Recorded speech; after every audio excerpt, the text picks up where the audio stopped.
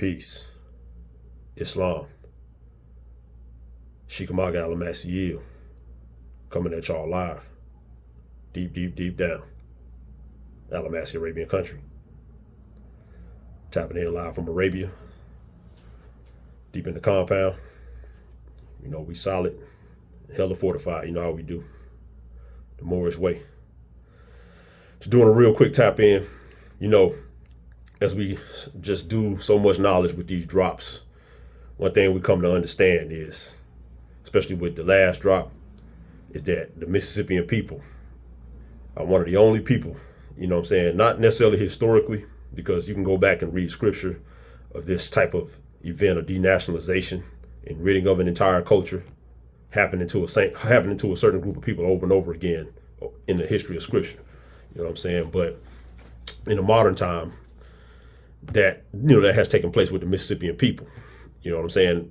Like where really it's like a united force of world powers. Like it's like a united force, worldly force of nations worldwide have kind of come together and consolidated themselves to go against the Mississippian people and keep them denationalized and separate from their indigenous culture. I mean, this is a worldwide conspiracy. It's been going on for a long time. You know what I'm saying? Why is it? And then I know a lot of Mississippian people, misnomer the so-called Black or African Americans, a lot of Mississippian people are always asking themselves, like, why does everybody hate us so bad? You know what I'm saying? Why do we catch flack? Why does every foreigner that comes to this country got something against our people? You know what I'm saying? What is all the animosity to the Mississippian people? And why is everybody always hostile? And why does everybody want us just to stay cultureless and kind of nationless and stateless like we are? Like nobody wants to tell us anything. They've invested so much money on miseducation, and nobody really wants to write and tell us the real history. They've even like frightened and scared the bejesus out of our elders. You know what I'm saying? Who are just, a lot of them are just cowards at the end of the day. You know what I'm saying? Because deep down in your blood and your DNA, regardless of what type of propaganda or intimidation you face, if you just we Mississippians, so we don't fear nobody but Allah deep down in our DNA. So for you to be that scary and cowardly, you know what I'm saying, and still not want to investigate and figure out what happened to your nation and give your children a nationality and a chance in this world, there's no excuse for that. You know what I'm saying? So that don't let a lot of the elders off the hook. You know what I'm saying? For not really doing the knowledge and trying to figure out how to renationalize and reconsolidate themselves. You know what I'm saying? But like I said, I know a lot of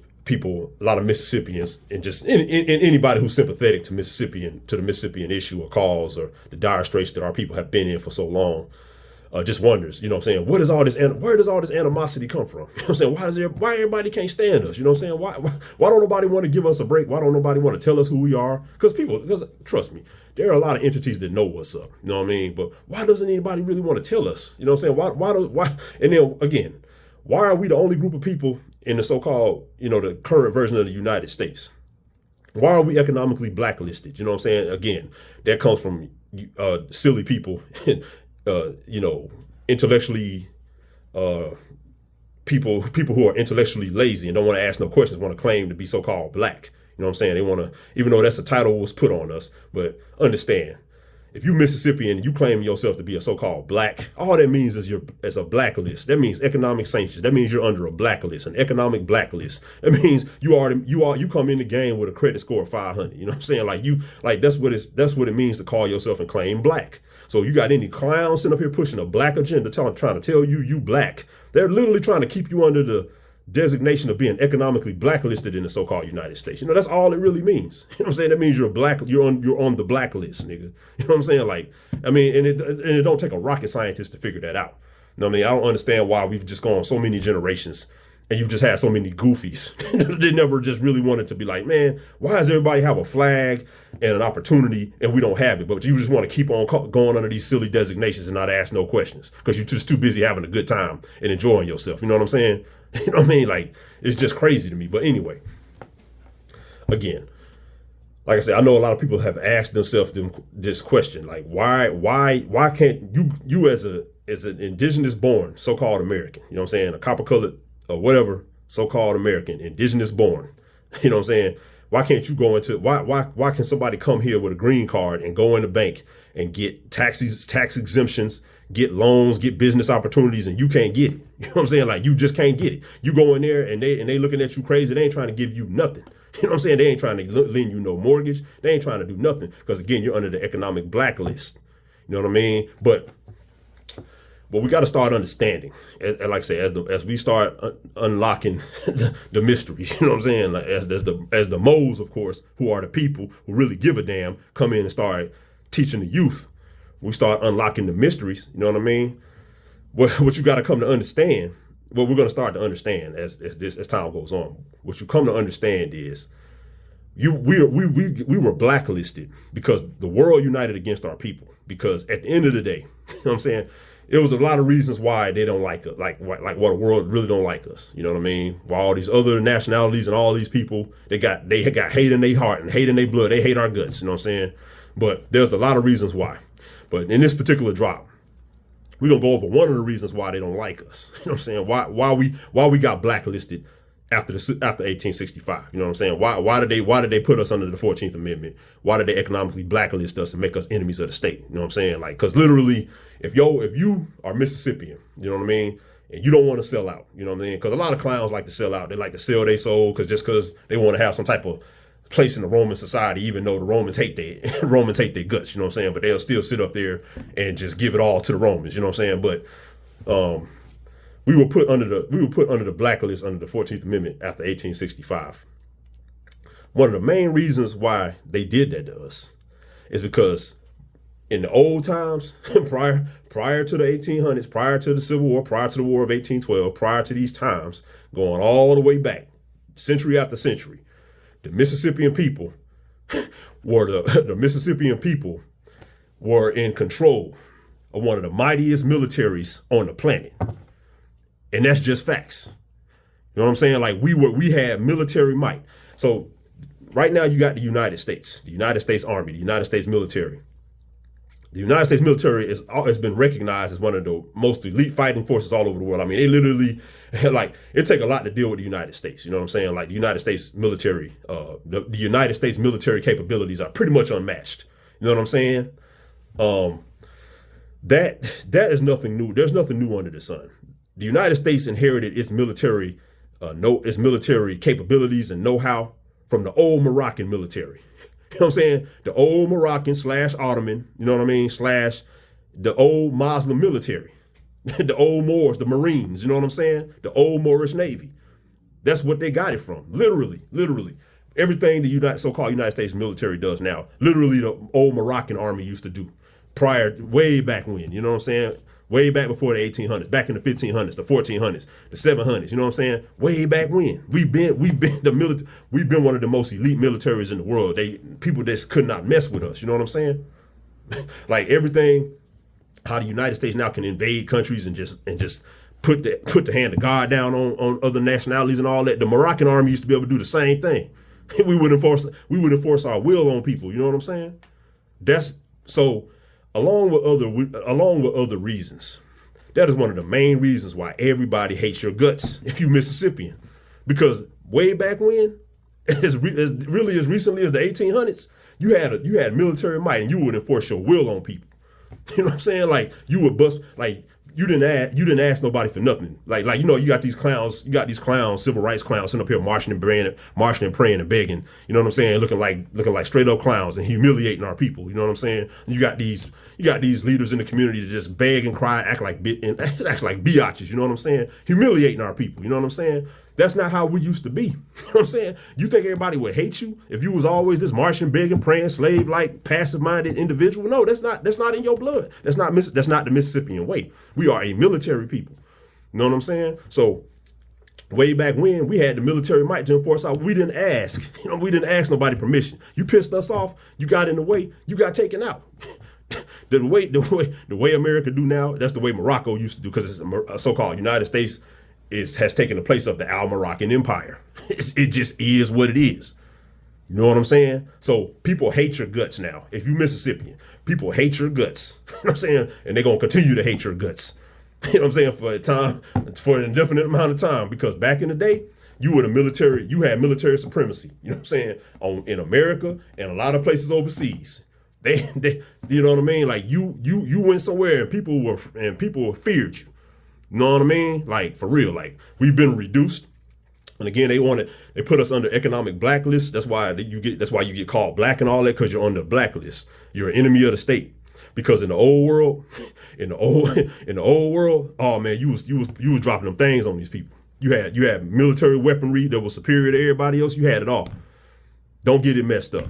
And they really was mad. Like they was really mad because of the War of 1812 and the 40-year Civil War, and really the Civil War of all the way up until 1865, because the rebels, the majority of the rebels in the Confederate Army, let's just drive this home.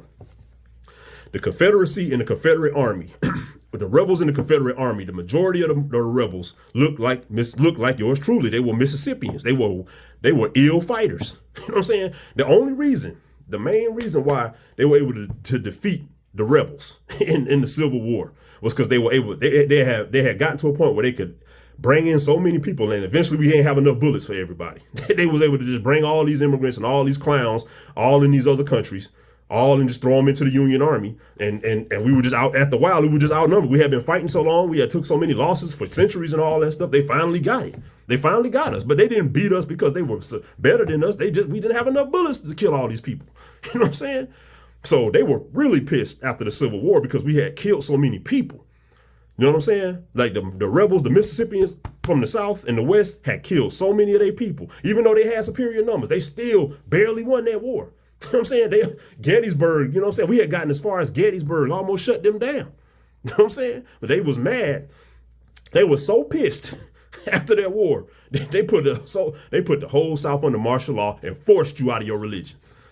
I mean, they went ham on our people after 1865 because we had caused so much damage. You know what I'm saying? We had whooped so much ass.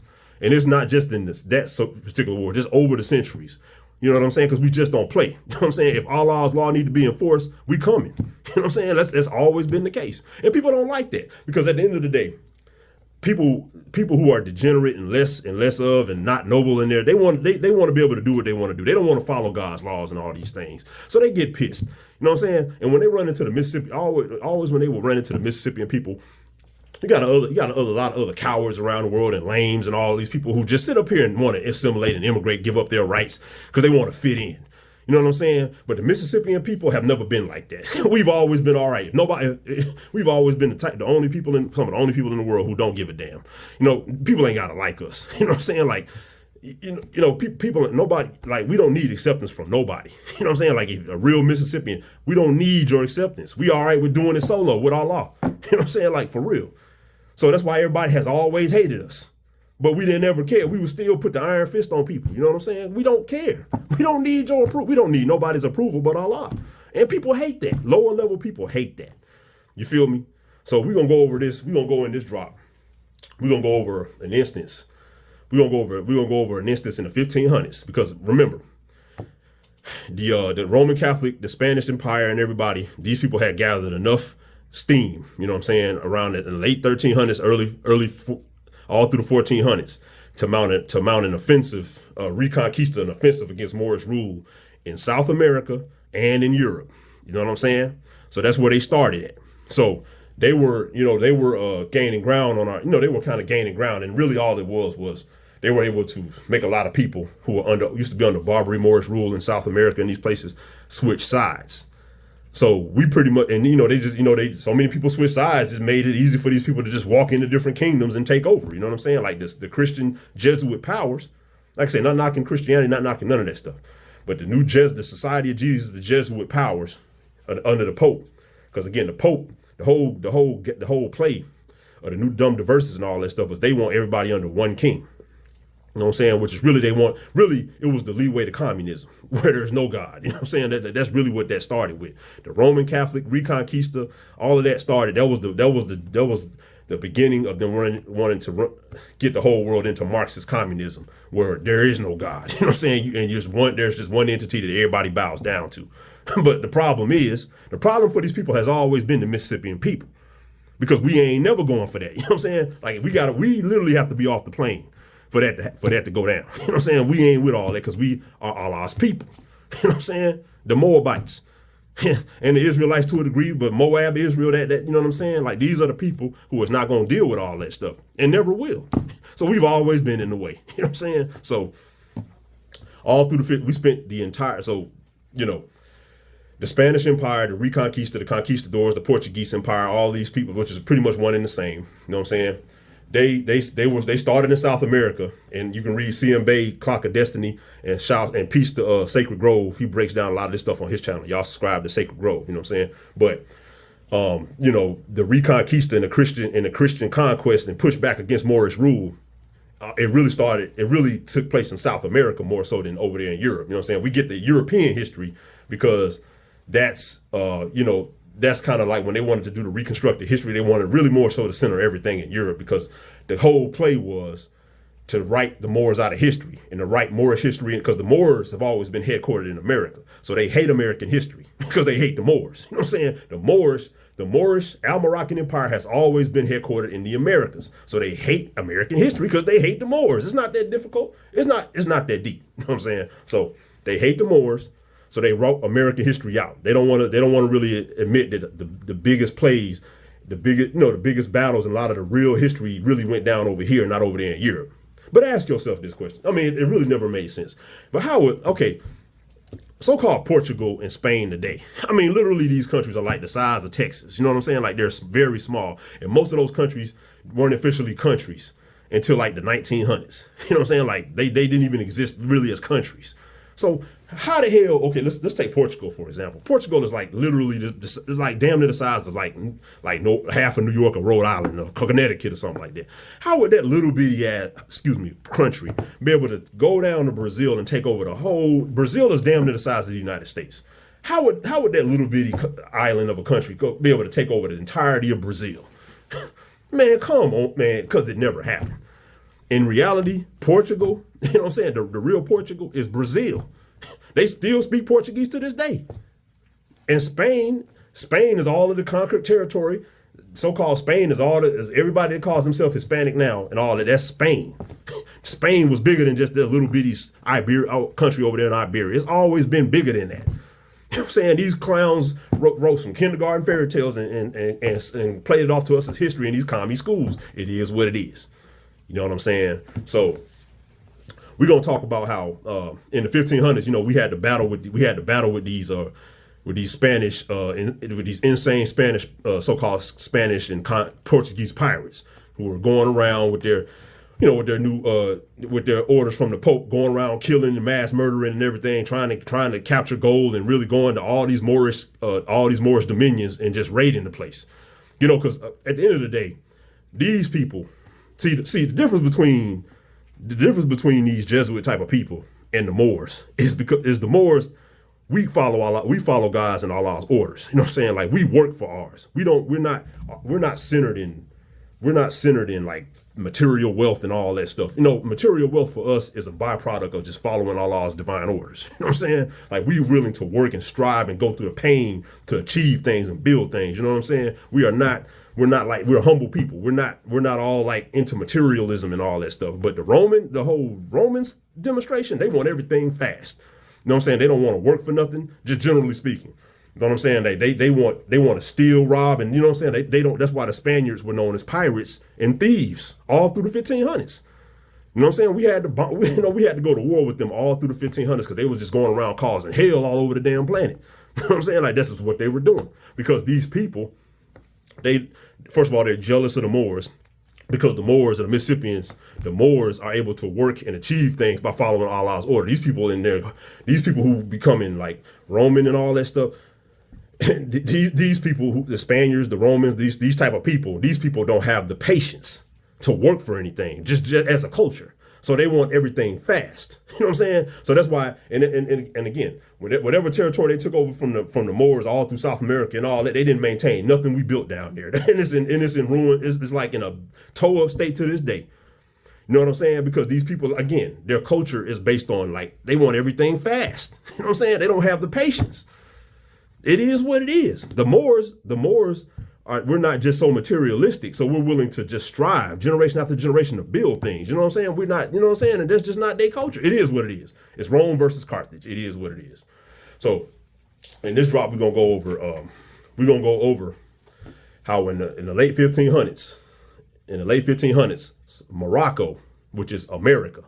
So another thing, anytime y'all are doing the knowledge and reading history, and they mention Morocco in the history books, especially after 1492, Morocco is a big so-called nation in international politics. After 1492, they're always going to talk about Morocco. But again, in the reconstructed history, they're going to make you think Morocco is that little bitty country over there in North Africa. You know what I'm saying? But in reality, when this is how you can read your history in the history books, all through the 1500s, all through the 1600s, all these times. Anytime they say Morocco, they're talking about America. They're talking about the Mississippian people. That's Morocco. So that's how you can read through the lines as a Mississippian and learn your history. You have to look at anytime they mention Morocco, all the way up through the 1500s, all the way through the 1600s, they're talking about America. They're not talking about that little bitty country over there in Africa. It's just, it is what it is. All of those places were just satellites. Those were our allies. You know what I'm saying? Those were like colonies to us. You know what I'm saying? But the main stuff, when it comes to Morocco, it was going on right here in North America and South America. That's Morocco. So anytime you read history books, understand Morocco is America. You know what I'm saying? So check it out. So we're gonna talk about how in the late 1500s, Morocco invaded West Africa. You know what I'm saying? And we're gonna show the military might of Morocco and how they went into West Africa, into the so-called Songhai Empire, and shut that down. You know what I'm saying? On an imperial invasion tip. It ain't no different from how the United States might have went into Iraq or Afghanistan in recent times. We've always been doing that type of stuff. They took everything from us. We used to invade whole countries, shut it down, and take over. That's what we used to do. That's why don't nobody like us now. They hate us now. You know what I'm saying? Just like if the United States ever failed or whatever, the people who will run the United States they'll be the hated people in the next reality. The people who ran the United States, the so-called United States in the last 200 years, they will be hated in the next reality. You know what I'm saying? Just like we're hated in this reality because of how we used to handle business way back when. You know what I'm saying? So let's talk about, we're gonna do the knowledge on the Mississippian Moroccan invasion of West Africa in 1590. We took our army over there and we shut that down.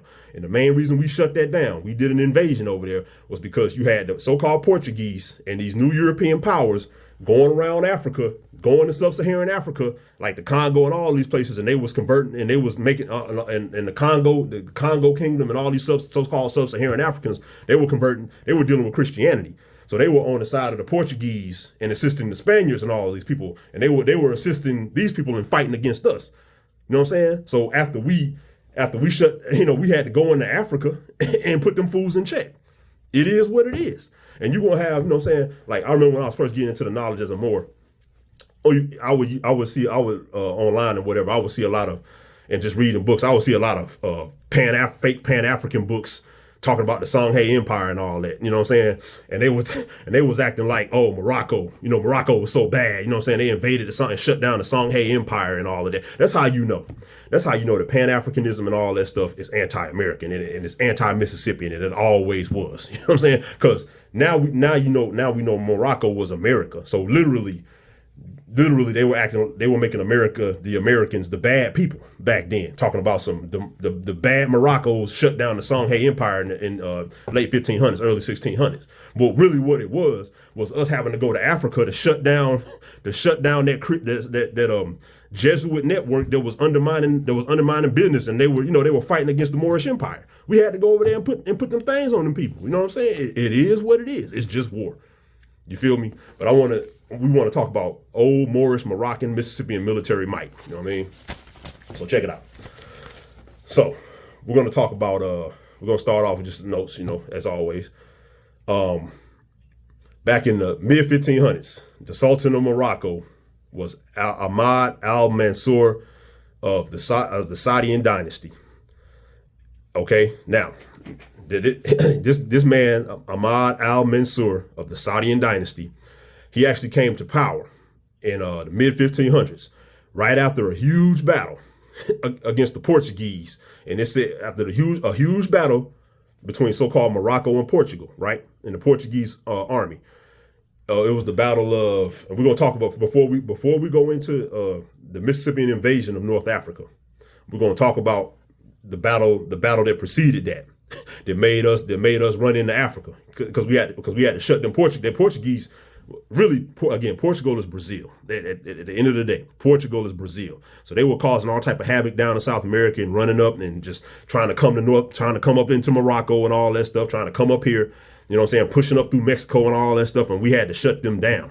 You know what I'm saying? We spent the entire 1500s fighting against these people and putting them in their place, and which we ultimately did. You know what I'm saying? So we're going to talk about how with the battle that preceded, how Ahmed Al-Mansur came to power as the Sultan of Morocco in the mid to late 1500s. Now remember, the Sultan of Morocco, more than likely, and even that back then was centered up in Chicago or somewhere in North America, but more than likely he was still in Chicago. Okay, so Ahmed Al-Mansur, the Sultan of Morocco in the late 1500s, more than likely centered up in Chicago. You know what I'm saying? So we just gonna keep that in mind. So let's talk about how. Let's talk about the battle, the big battle and defeat of the Portuguese by Morocco that preceded the Mississippian invasion of West Africa in 1590. Okay, now it's called the Battle of Alsace-Kabir. Okay, now they're gonna act like the battle. This was a huge battle between so-called Portugal and Morocco. Okay, the Battle of Alsace-Kabir. I think it was around the 1560s or 1570s. I think it might have been 1578 or something like that. They're gonna act like it happened over there in North Africa, but we all know that's all. We all know that's a lot of cap. That battle happened over because why would well it makes more sense that battle happened over here because right after the Portuguese got shut down, we would run into North Africa because the Portuguese had already converted the Kingdom of Congo and they were already undermining our African trade and all that stuff. And we was how we had the Sahara locked down. It was undermining that, you know what I'm saying, by going through Congo and all that stuff because all them people had converted to Christianity. So it would make sense that after we shut Portugal down in this battle that we were running into West Africa. You know what I'm saying? So check it out. So more than likely, this battle of Alsace-Kabir, either it happened in the southwestern United States, or it might have happened in Mexico. It happened somewhere over here though, more than 9 times out of 10. So in the Battle of Alsace-Kabir, right? This is around 1578, around that time. Or it was in the 1570s or the 1560s. I didn't get that note, but Portugal had a battle with Morocco. Now this battle, it ended up in a Moroccan victory, and it was the greatest disaster ever suffered by the Portuguese army and overseas expansion. So now we're going to talk about the Sultan at the time. There was a deposed Sultan of Morocco. More than likely he's up in North America. His name was Abu Abdullah Muhammad II. And he had a Portuguese ally, King Sebastian I. Okay, King Sebastian I. More than likely, this guy, King Sebastian, down in Brazil somewhere. You know what I'm saying? Because they had recently, through the 1300s and the 1400s, the Reconquista had taken over that turf because it used to be Moroccan turf down there in South America. You know what I'm saying? But they had retaken that in the Reconquista. So by the time the 1500s roll around, that's where King Sebastian and the Portuguese are at. They over there in Brazil and over there in Iberia, but they over there down there in Brazil mainly. Okay, so. The deposed Abu Abdullah Muhammad, he asked King Sebastian to help him retake the throne of Morocco. So you got this Moroccan fool wanting to bring in the Jesuit Christians to help him. You know, it's always been that nonsense. You know what I'm saying? Niggas, cats get mad and they want to ask the enemy for help, and that's how they always lose. You know what I'm saying? Like that's really the Mississippian people are where we at today because of stuff like that. But anyway, now. Sultan Abu Abdullah Muhammad II, he was deposed by his uncle Abdi al-Malik. Okay, Abdi al-Malik. Now, don't that sound like Jeff Fort Chief Malik? Come on, man. You know, it's the same people. Jeff Fort Chief Malik in Chicago. This guy's Abdu al-Malik. You know what I'm saying? Come on now. You know what I mean? So he had Abdu al-Malik. He had a large. He deposed his brother or his nephew as the Sultan.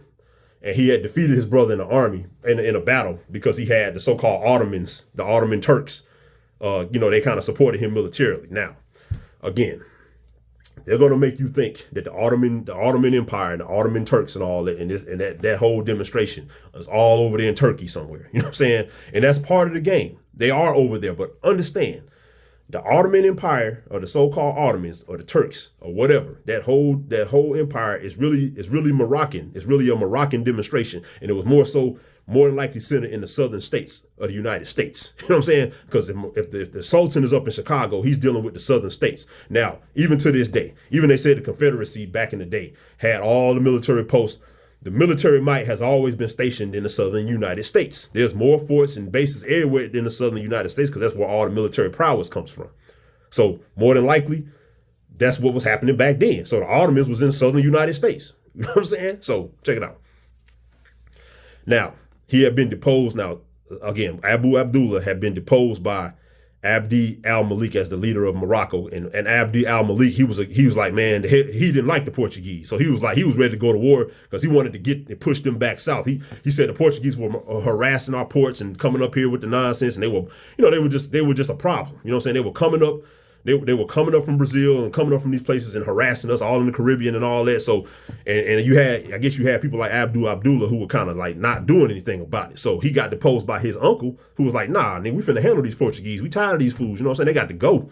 And that's exactly what he did. So so Abdul Malik, he has a large Moroccan army, well armed. You know what I'm saying? And he says, okay.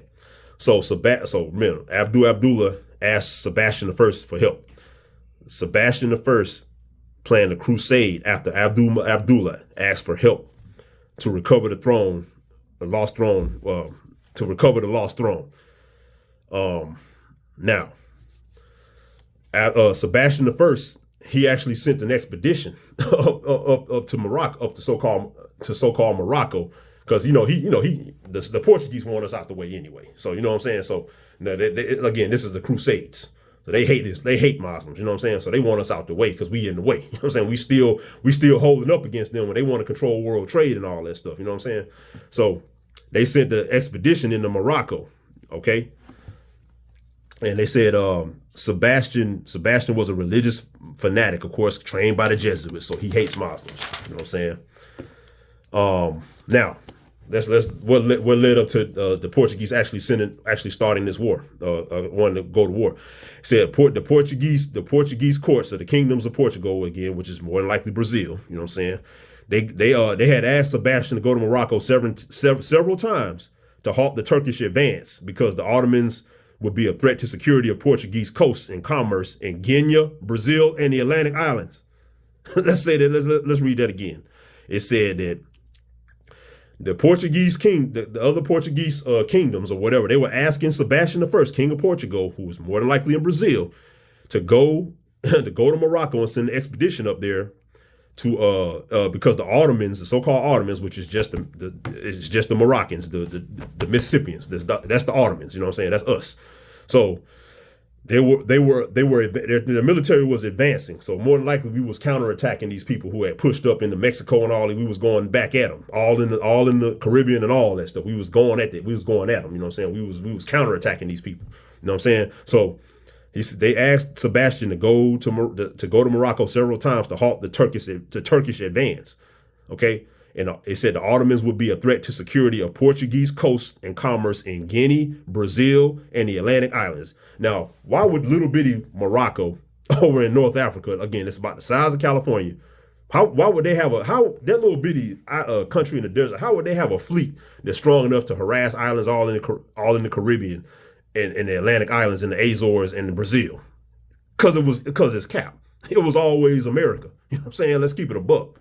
It was a civil war between the Americas. That's what the Reconquista and all that between Spain and Morocco and all that was the whole time. You know what I'm saying? And in Europe too. Everything going over here was going on in Europe and North Africa. Don't get it messed up. But the main conflict was over here the whole time. You know what I'm saying? So check it out. Now, it said again, what's his name? We're gonna call him Al-Malik. Al-Malik, the new Sultan of Morocco. He was part of the Saadian dynasty, and they ruled Morocco as the Sharifan dynasty. So the Sharifs, you know what I'm saying? We've always called our culture the Sharifan culture to this day. That's where the sheriffs and the Sharifs. That's Sharifan. That's not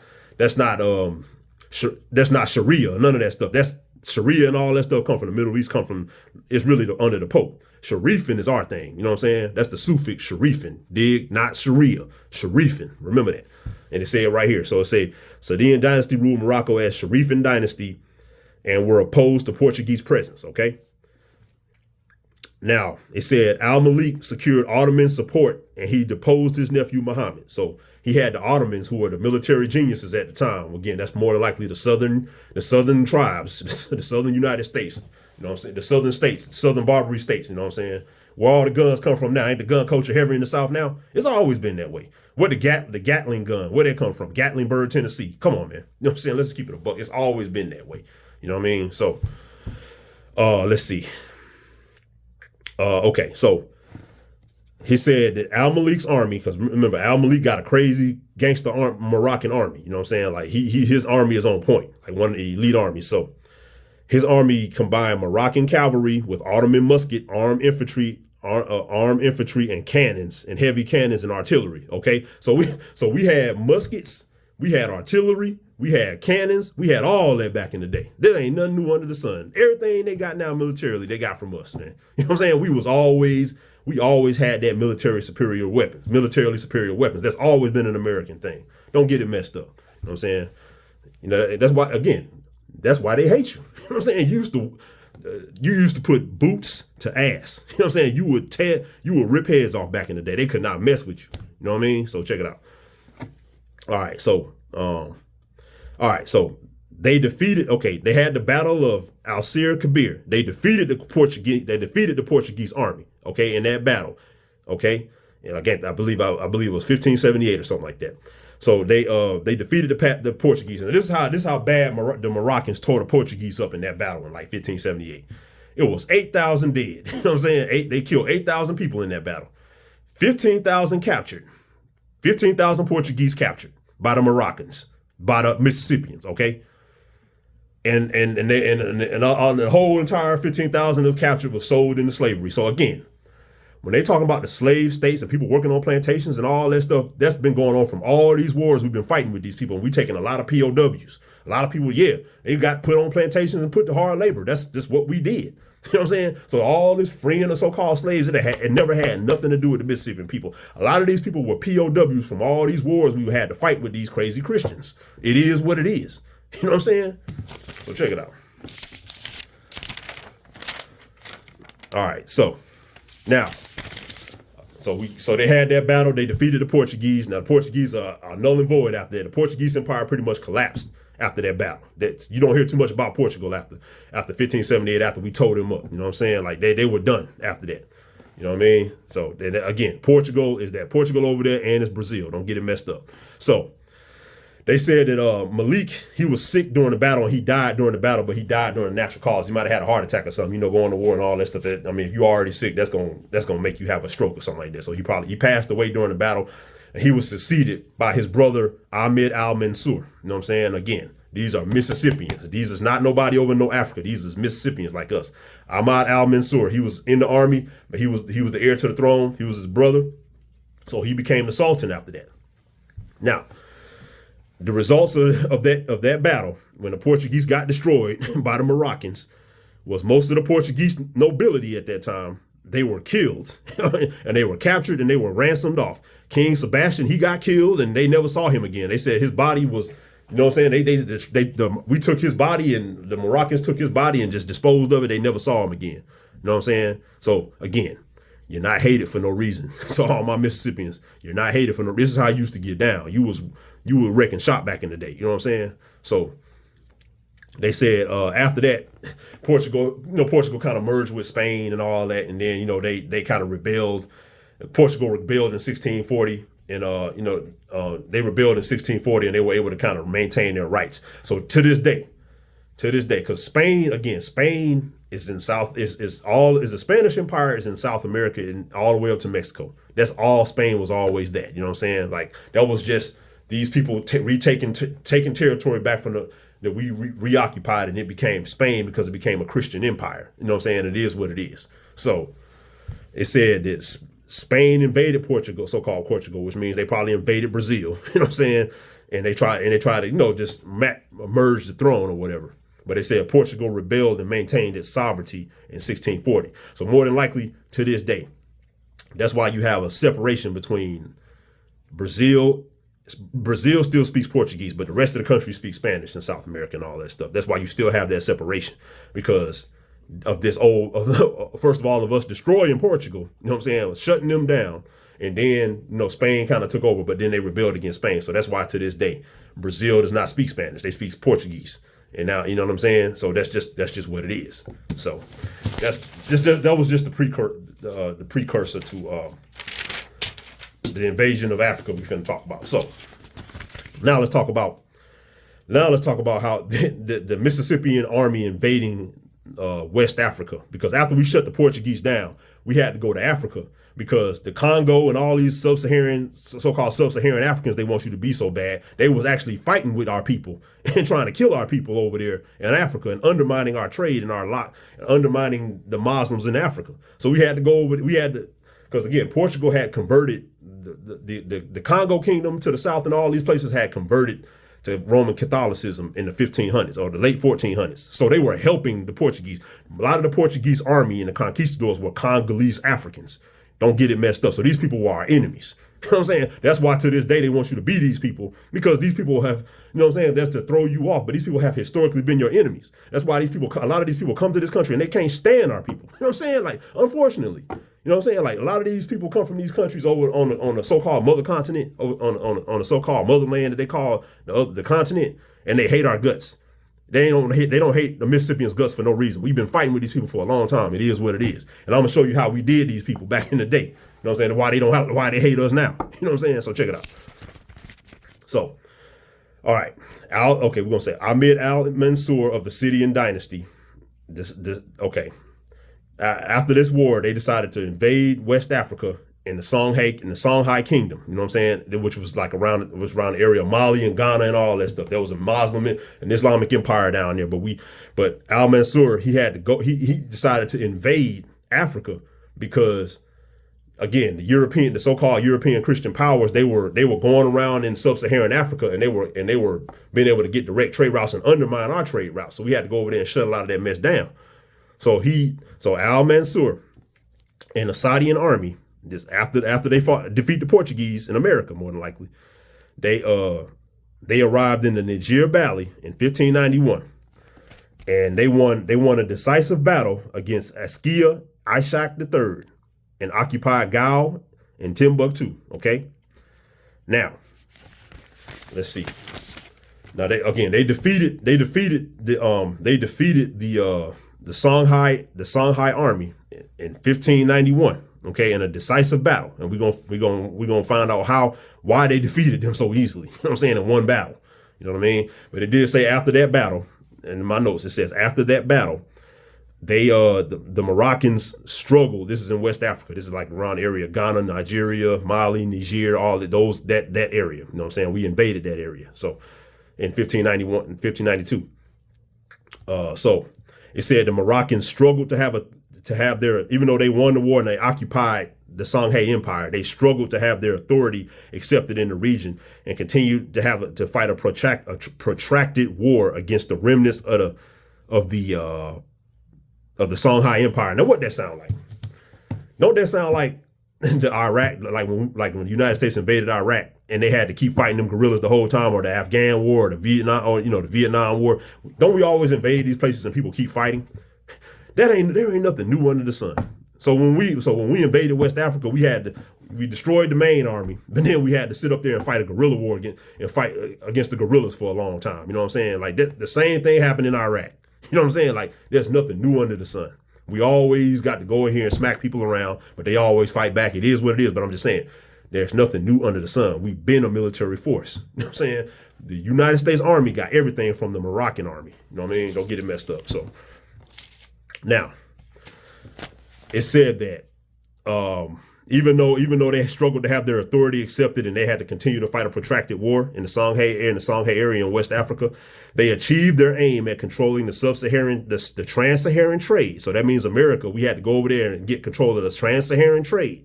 Okay, the old gold trade all across the Sahara that they always talk about. We had to invade in 1591 to get control of that trade because the Europeans were sitting up there going in there. The Europeans were sitting up there going through the Congo, undermining our bread. You know what I'm saying? So we had to go over there and kick and whoop some ass. You know what I'm saying? So check it out.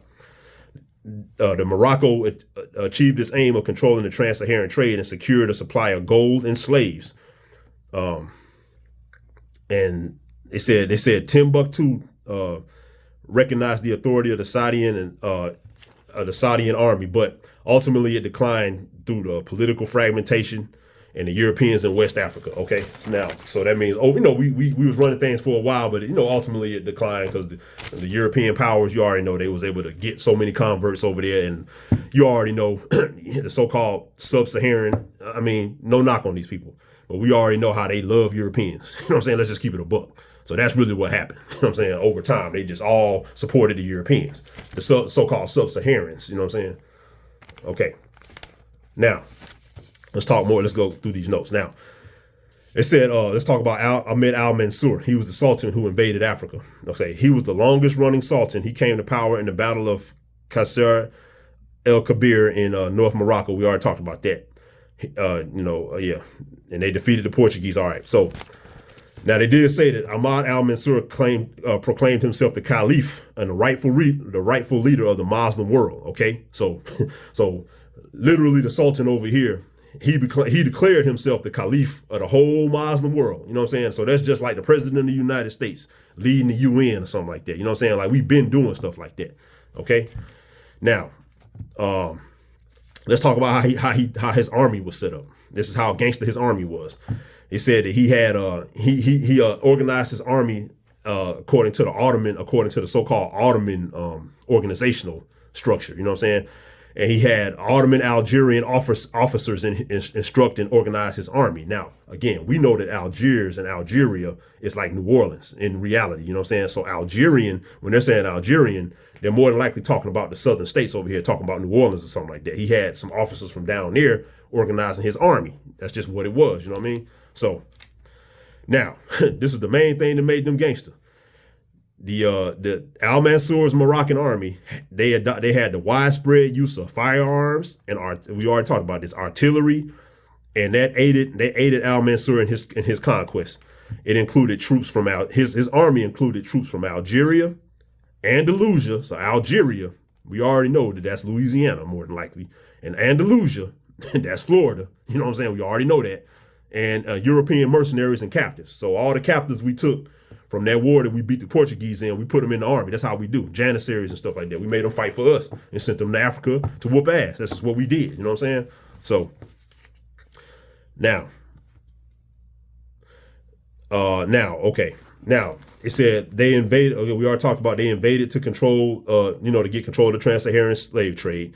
And it said the main reason they invaded was due to Europeans and the Congolese undermining the business, and they reduced the flow of gold through the trans-Saharan because they were going around Africa and getting access to trade to routes through Africa by these Congolese folks. You know what I'm saying? So that was messing up our bread, our gold, and all that stuff. You know what I'm saying? They were going around due to the sub-Saharan Africans. You know what I'm saying?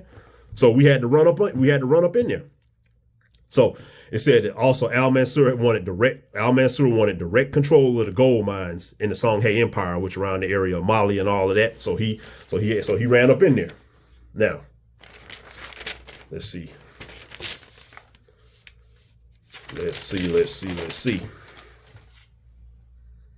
Okay, also, let's see.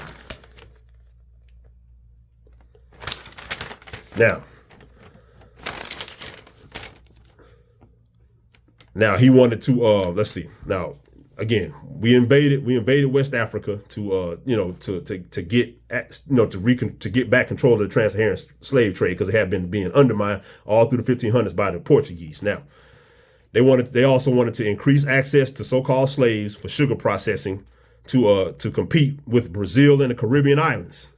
Okay, they're just telling you right there. That's Portugal. You know what I'm saying? Because they said that since the so-called Portuguese was able to get control and the European powers coming up at that time, which was Spain and Portugal, you know what I'm saying? They were the main ones coming up at that time. They were able to get access to sugar processing, and they were undermining our trade. The Muslims running the trade, they were undermining us. So we had to run into Africa because we wanted to increase access to so-called slaves for sugar processing, and we needed to compete with the cheap labor and all that stuff they were doing in Brazil and the Caribbean islands. So again, these places have never been haven't been on our side for a long time. Let's just keep it a buck. You know what I mean? Now it did say that Kanem Bornu, the kingdom in West Africa, petitioned for Morocco to actually invade. You know what I'm saying? So some of these kingdoms in North Africa are still Mississippian on our side to this day. But you have to know the distinction. That's why all this Pan-African and straight black stuff it's not gonna get you nowhere, because you got to know the distinction of who's who. Okay. Now, it did say that Al-Mansur demanded Askia Ishaq to. This is what led up to the invasion. Al-Mansur demanded Askia Ishaq III, you know what I'm saying, who was running the Songhai. He demanded him to pay taxes in gold on the salt mines, you know what I'm saying, and of course, them people, Askia Ishaq of Songhai, the African leader, he was like, man, go to hell, you know what I'm saying, we're not giving you nothing, this is our stuff, you know what I mean. So that's what, and then so Al-Mansur, Al-Mansur was probably like, look, I know he's gonna say no, that's just gonna give me a reason to run up in there, you know what I'm saying. That's exactly what they did. So they ran up in there. They defeated the Songhai army. This is the main reason. When they invaded West Africa in 1591, they defeated the Songhai Empire, mainly because the Songhai Empire was, first of all, they were undisciplined, and they ain't had no guns. Okay? You know what I'm saying? So the Moroccans, who are the American Mississippians, had the guns, the cannons, the artillery, probably the air power, whatever we had at that time. And them African and the so-called West Africans didn't have none of that. You know what I'm saying? So we ran up in there and just destroyed them fools. You know what I'm saying? Like, this is why everybody hates your guts. You used to have the superior military weaponry, and you were busting heads. You know what I'm saying? So they defeated the Songhai Empire because the Songhai didn't have no guns. So that means the guns was coming from America. You know what I'm saying? So it said the Al-Mansur's army occupied Gao and Timbuktu, and Ishaq the second, after they lost that battle, they started to he offered peace. He offered peace, and he offered to pay tribute to Morocco. You know what I'm saying? But and he told, and the leader of Al-Mansur's army's name was Jadar Pasha. He was so-called of Spanish origin, but that probably meant he was just a Latin speaking man. You know what I'm saying? He was an Islamic Latin speaking man, because remember, in America, Latin was one of the main languages we spoke. Props and peace to Prince Uriel Bey. You know what I'm saying? Got several books on that. So Jadar Pasha of Spanish origin, he was the leader of the army. And they said that Ishaq, who was the leader of the Songhai Empire, he offered peace. And then he said Jadar Pasha, he offered him a peace treaty, but Al-Mansur got mad. He was like, nah, I want the total submission. I want you to take over that junk, and I want my money. You know what I'm saying? So he told he basically sent a new general to relieve Jadar Pasha of duty, because Jadar Pasha didn't just crush the Songhai Empire and take over the salt mines and the gold mines and all that stuff. So he said he sent a new leader named Muhammad Pasha. This is an American, Muhammad Pasha, to relieve Jadar Pasha of duty. And they fought another battle with the Songhai Empire called the Battle of Bamba in 1591. And, they crushed, again, they had guns and the Africans didn't. So they crushed them, you know what I'm saying? 1591. And they occupied Timbuktu and set up a capital for rulership of West Africa, or that section of West Africa in Timbuktu. So to this day, Timbuktu, that's a famous city over there in West Africa. But we was running West Africa for a time when we invaded in the late 1500s from Timbuktu. You know what I'm saying?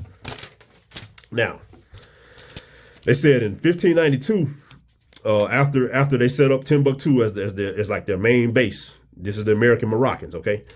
They began a new offensive against the remaining Songhai army. Askia Muhammad, you know what I'm saying? He was one of the other leaders in the Songhai Empire. He sent a peace offering to Mahmud and invited. He was a new leader of the Moroccan army that Al-Mansur sent down there. You know what I'm saying? So Mahmud tricked him. So Mahmud accepted his offer and said, "Yeah, we're gonna give y'all peace." You know what I'm saying? We're gonna give the Songhai Empire peace and accept your. So Mahmud invited Askia Muhammad to a feast. You know what I'm saying? And then at that feast, of course, he tricked him. He had him arrested. But one of the interesting, he said, I'm saying, this is American jugging. This how the Americans do, American jugging.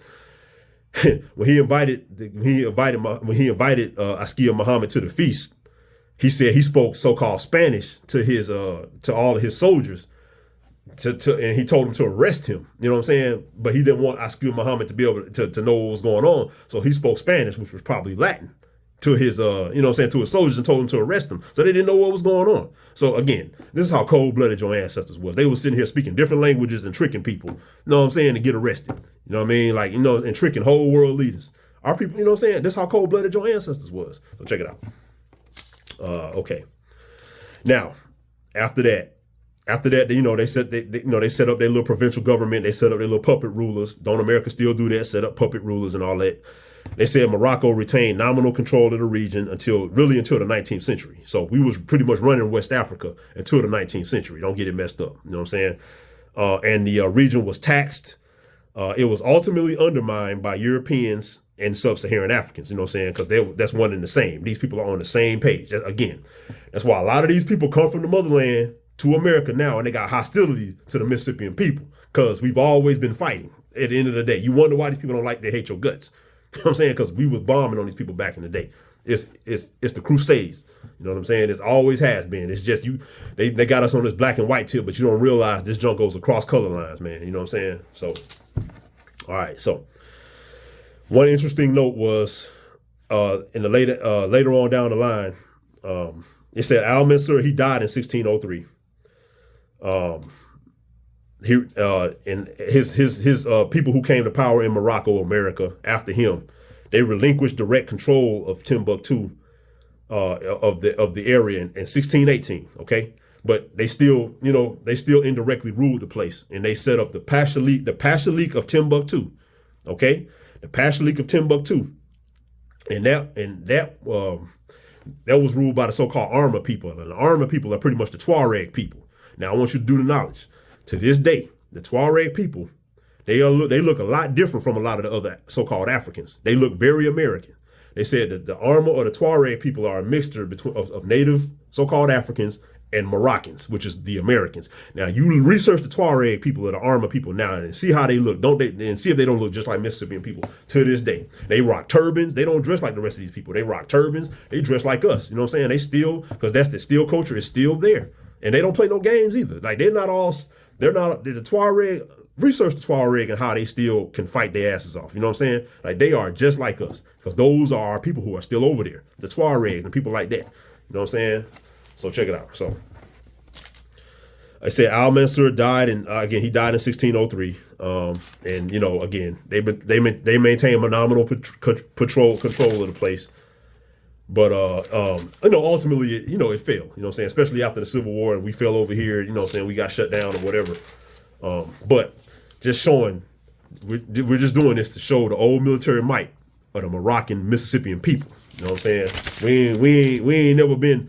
The Mississippian people ain't never been no pushovers. We ain't never been no Rudy Poos. You know what I'm saying? That's all these other clowns doing tribal dances, you know what I'm saying, living in teepees and doing tribal dances, abuga huga, all that mess, you know what I'm saying? That's not the Mississippian people. We've always been civilized, militarily, technologically advanced people. Let's not get it messed up, okay?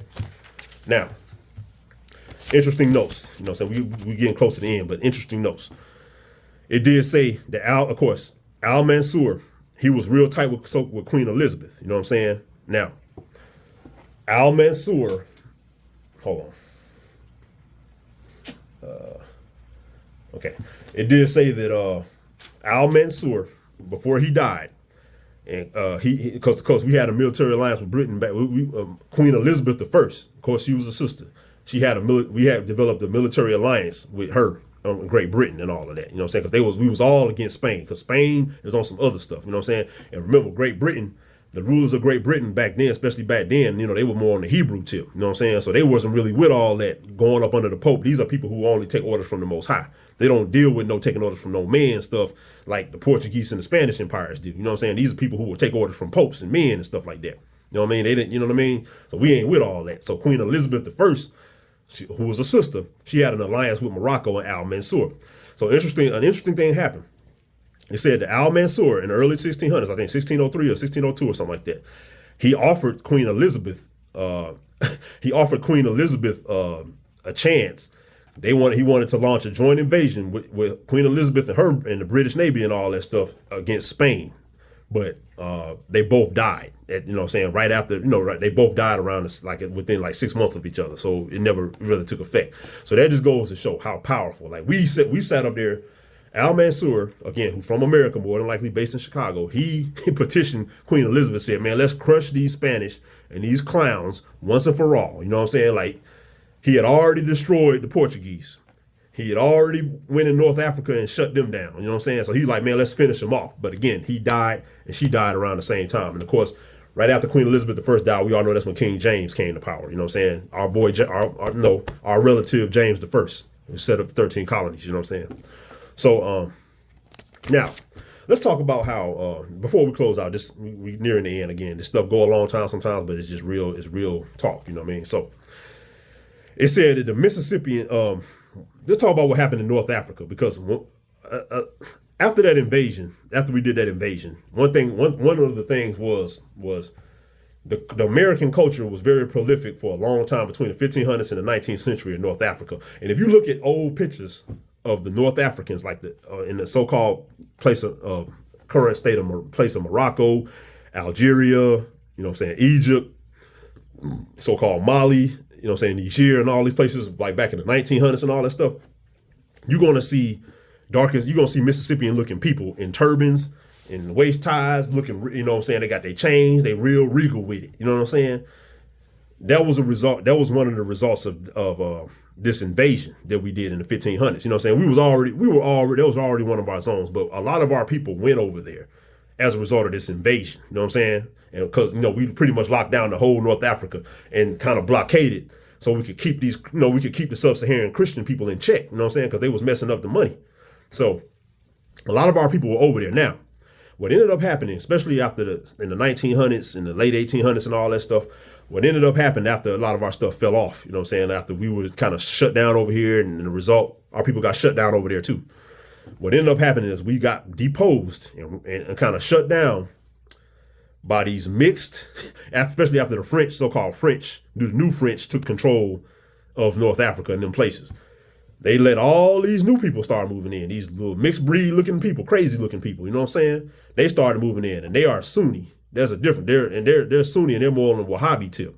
So that's why if you go to Morocco, you go to these places now, people who are running things, they don't really wear the big turbans. They don't really wear, you know what I'm saying? They don't really dress all regal and stuff like we do, because these people are under the Sunni demonstration. So they're under in the Sharia type of demonstration. That's not how it was back in the day, because the people who were in power over there in so-called North Africa, the Barbary Coast, Libya, all them places, they was the Mississippian blooded people. We was over there running stuff, you know what I'm saying? So the people used to dress like this, and they were darkest, they were more nigger looking, you know what I'm saying? So now, like in the 1900s and on, we got deposed over there. So now you got these Sunni Wahhabi type of Arabs over there, and all we want to clear up is that these people are not the old people who were over there in these places, like the Casablancas, the Marrakeshes, and all these, and the Algiers, the Tangiers, all these cities, all of those cities, all those famous cities over there in North Africa, they are modeled after, don't get it messed up, they're modeled after American cities, because we are the ones who went over there and built up these places. You know what I'm saying?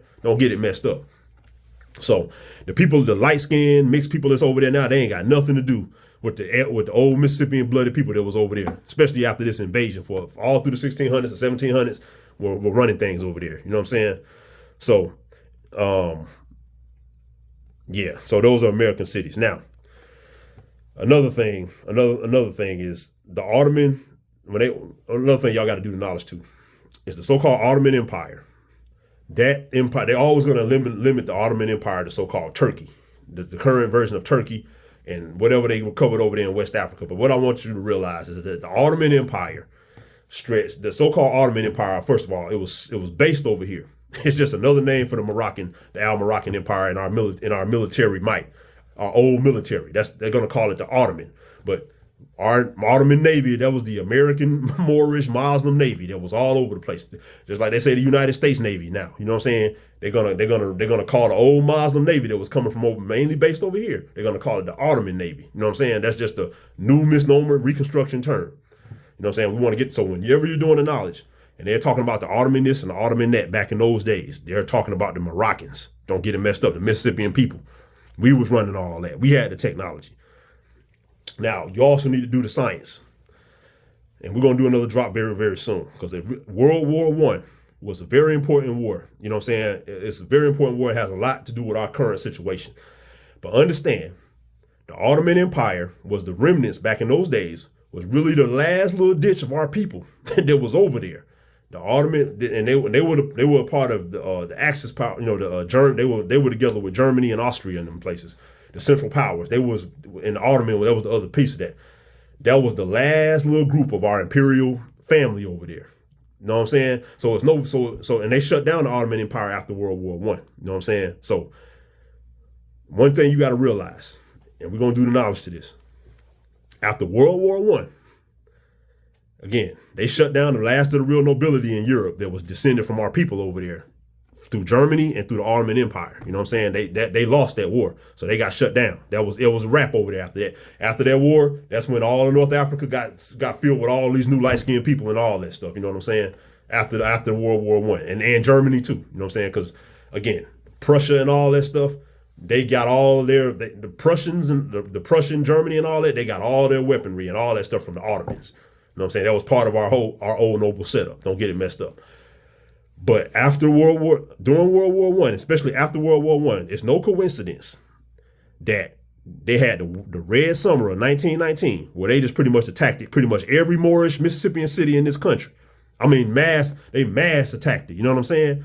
Right after World War I, because again, the nobles over there in Europe and the Ottoman Empire was shut down. Those were that was the last people around the world who really had sympathy and were with our people like that. So there's no coincidence that we had the Red Summer of 1919 where they attacked pretty much every Moorish zone in this country in that summer. And they attacked Tulsa in 1923, right after 1919. All that stuff is no coincidence. I'm just going to put it like that. Understand, the Mississippian, they don't hate you for no reason because you had military might in the old world. You had technological military might and you busted a lot of heads in the old world. So the reason why we're all denationalized and why we're going through what we're going through is there's a reason for it. They don't hate you for no reason. So, just tapping in and just doing the knowledge. Just wanted to really just do the knowledge on the old military might of the Mississippian people.